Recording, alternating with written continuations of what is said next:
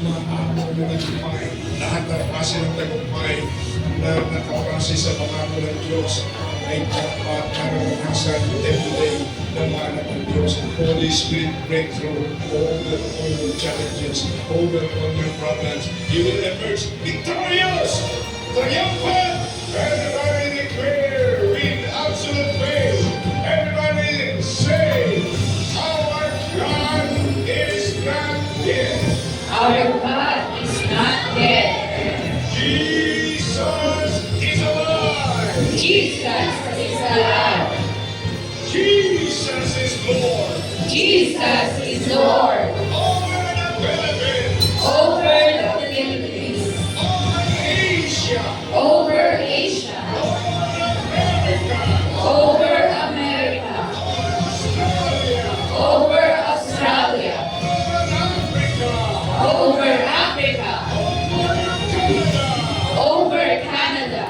Over Canada. Over Antarctica. Over Antarctica. Over Europe. Over Europe.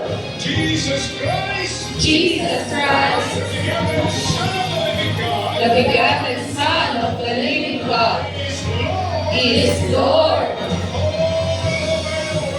all over the world. Hallelujah. Praise the Lord. Amen. Sige po, isang mataas na palakpak sa ating Panginoon. Ayan po, magandang umaga po sa ating lahat. So we are on our last Sunday of March at sa mga panahon po ito, inaalala po natin ang kabutihan ginawa ng ating Panginoon sa krus ng Kalbaryo. So today is our Palm Sunday. So atin pong salubungin ang ating Sunday service by welcoming our brothers and sisters. Tayo po umikot at atin po silang kamayan at ibigay ang ating pinakamatamis na ngiti habang tayo umaawit na isang pangkuman na awit.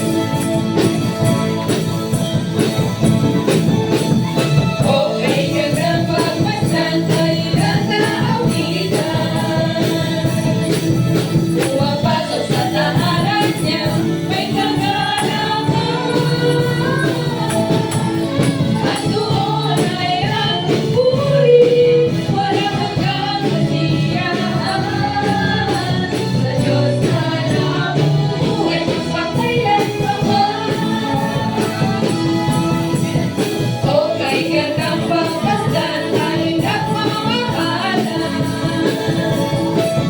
Nalagaan sa pag-ibig niya, sa niya maglaan. At sama-samang ating puri, walang hanggang kasiyahan. Sa Diyos na nabuhay, magpakailan pa ba?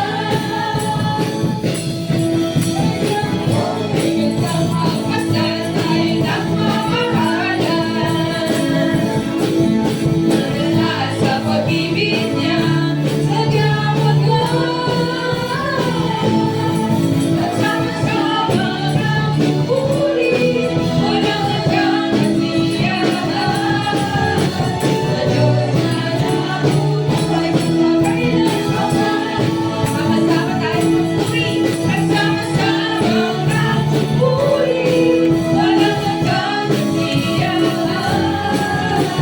Sa Diyos na nabubuhay, magpakailan naman. Sa Diyos na nabubuhay, magpakailan naman. Sa Diyos na nabubuhay, magpakailan isa pong mataas na palakpak, ang pinakamainam para sa ating Panginoong Jesus this morning. Ayan, so tayo po'y sama-samang magpupuri dahil sabi nga po sa ating salita ng Panginoon sa Luke, "Blessed is the King who comes in the name of the Lord."